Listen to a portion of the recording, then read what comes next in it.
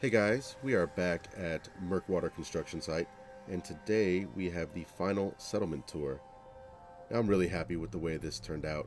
I don't normally build at Murkwater, so I wasn't 100% sure on how things were going to flow together and the layout of, the settlement and whatnot, but it ended up looking really good, and I'm excited to share the final result with you guys today.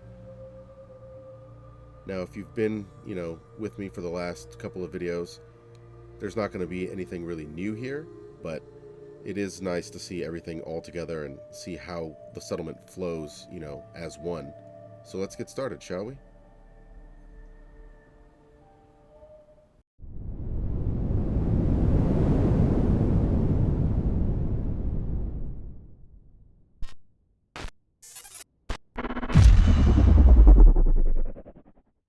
So as we approach this first structure here, we can see that raiders have definitely moved in. Now, they don't appear to be Nuka World raiders. I don't see any Nuka World colors. And the strange thing about that is they have a laser turret. Typically, Commonwealth raiders don't use such advanced technology. So that's interesting. Wonder if there's anything else going on here.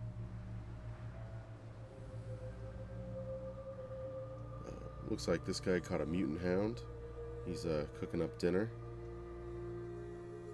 You can see a little bit of the patchwork that I did on the workshop structure. Now I basically just used the warehouse tab, and just kind of pieced things together, and then took some boards and patched up the holes that were still left. In here we have a little Chem manufacturing facility. So you can see got some seating there and a little bit of plants for making chems. And you can see the vines there. Those were actually already on the structure. I just put the boards on and they kind of glitched through, so ended up working pretty good. Of course, you gotta have human remains and a raider settlement. Some storage over here. This is where all the chems are made. You can see the chemicals laying about. I'm really proud of this chem station. I placed all of those chems down using OC Decorator. Just kind of angled them in there correctly. And then that is the workshop. Just covered it up with crates and boxes. I usually try to cover those up as much as possible. In most of my builds, I think it looks a little bit better. But you can see all just chems stacked about. Proud of the rad stag kill there. And after a hard day's work of raiding the Commonwealth, come back to this little refuge and make some chems and relax. Semi-protected at least.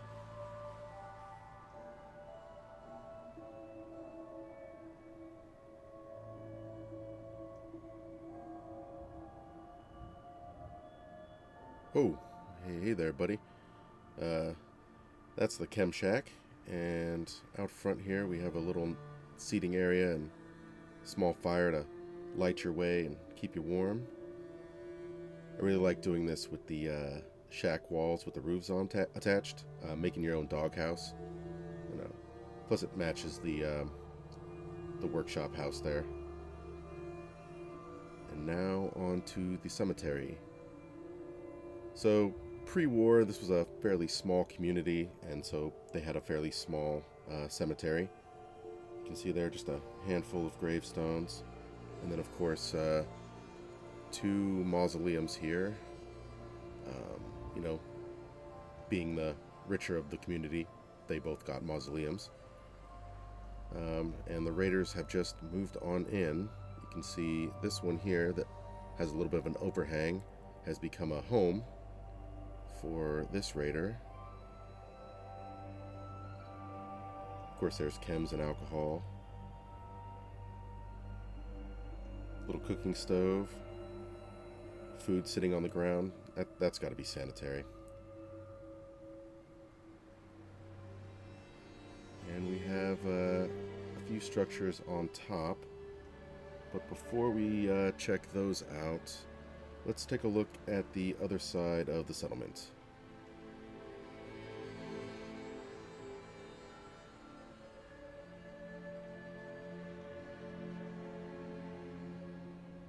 So as you can see, I tried to keep the feel of Murkwater Construction Site kind of how it was in vanilla by using some of the moss there from, the original building.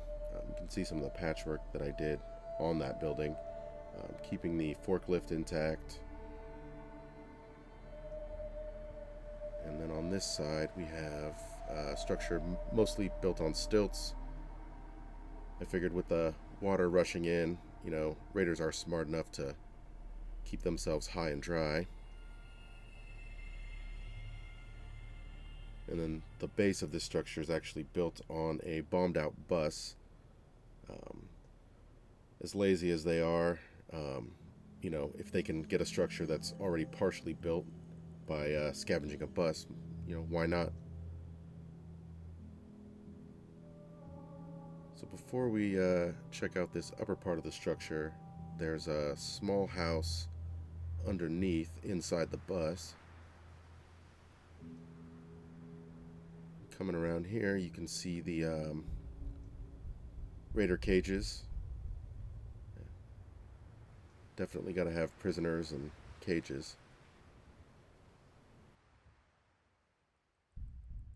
Now coming on in here, we have some scavenging tools and a retaining wall just to keep some of that dirt from sliding back in and filling up the bus. You can see just scavenged parts laying around and some chemicals and chems, of course.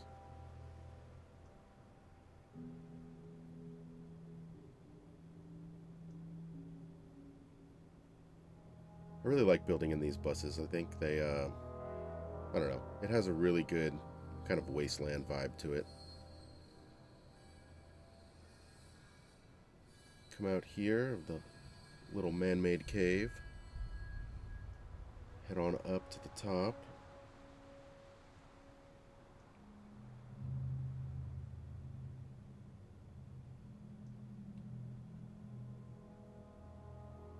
We have another little dwelling here. Looks like this guy has some human remains and some raider gear sitting on his little table there. Of course, you got some psycho. And over here we have a little lounge area. A little bit more relaxing. I mean, that's pretty much what raiders do most of the day.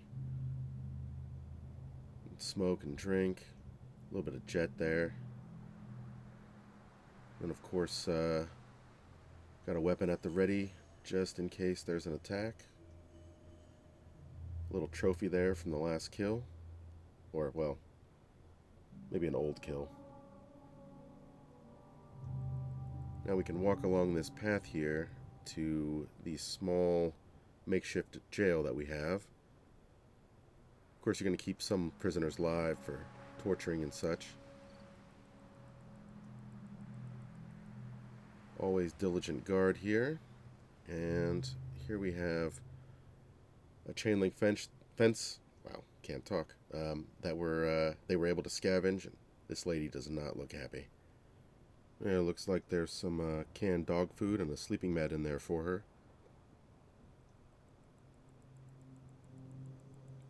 Close this fence up so we don't get anybody escaping. Wow, she is really not having a good time. Someone's got to come rescue her. Now let's head back the way we came and check out the food processing area.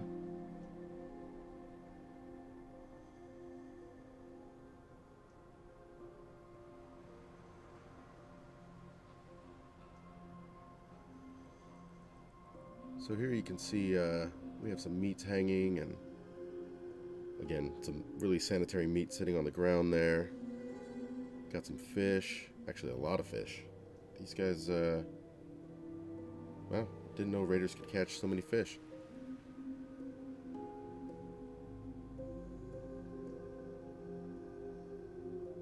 Now, this next part here, the rope bridge, is not actually my idea. I got that from Stacy over at Stacy Plays, but it's awesome. And the cool thing is, you can walk across it. It's a little bumpy, but it does work. So you can see there. And that was just using conduits and wire. It looks awesome. Now over here we have another lounge area, of course. A little bit of fortification there with the laser turret. A little odd that the raiders have so many laser turrets, but yeah, what are you gonna do? We got some more chems, and of course raiders have a very twisted sense of humor. Not exactly sure what they were trying to do with those skeleton, or with that skeleton. And over here we have bowling with skulls.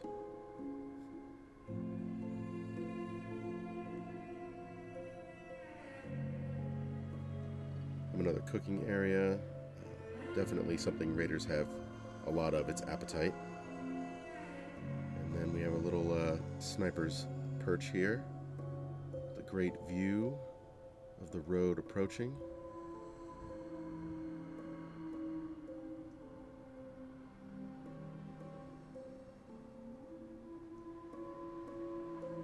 Now let's head across to the final raider area here. Wow, this place really came together nicely. I especially like all the little bridges that connect everything together. I just had a lot of fun with this place. And not 100% sure what's going on here, but that's weird. More laser turrets and another little housing unit.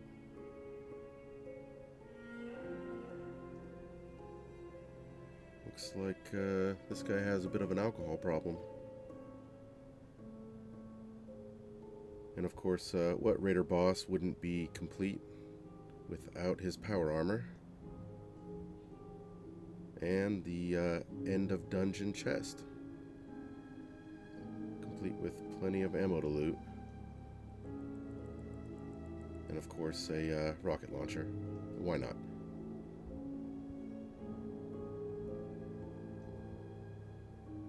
You can see these guys live fairly sparse, except for the drugs and weapons. But that is not all that's going on here. So let's see what's actually happening at this place, and let's take a step down to the cemetery again, shall we? So to understand the full scope of what's happening here, we have to go back a couple of years. And there was a scientist named Edward who worked for the Institute, who was very unhappy with the way Father was running things. But unable to stand up to him, he used his position in synth reclamation to use coursers to gather the equipment he needed, the synths he needed, and put together this bunker here. And about 3 years ago, when the Minutemen destroyed the Institute, he escaped here and continued his research, building better synths and better weapons so that he can one day lead the Institute to take over the Commonwealth. Not hide from it, but destroy it and rebuild it in his own image. And so you can see he has a fair amount of supplies here. I mean, not nearly enough to have an entire army, but it's a slow process. You can see he does have some stuff, including all of the raiders that you see here are actually Gen 3 synths that he was able to go ahead and reprogram using the reclamation chair there. But of course, if you're going to build an army, you're going to need an arsenal. And so over here we have a few things that he's been working on, complete with high security and a courser guard.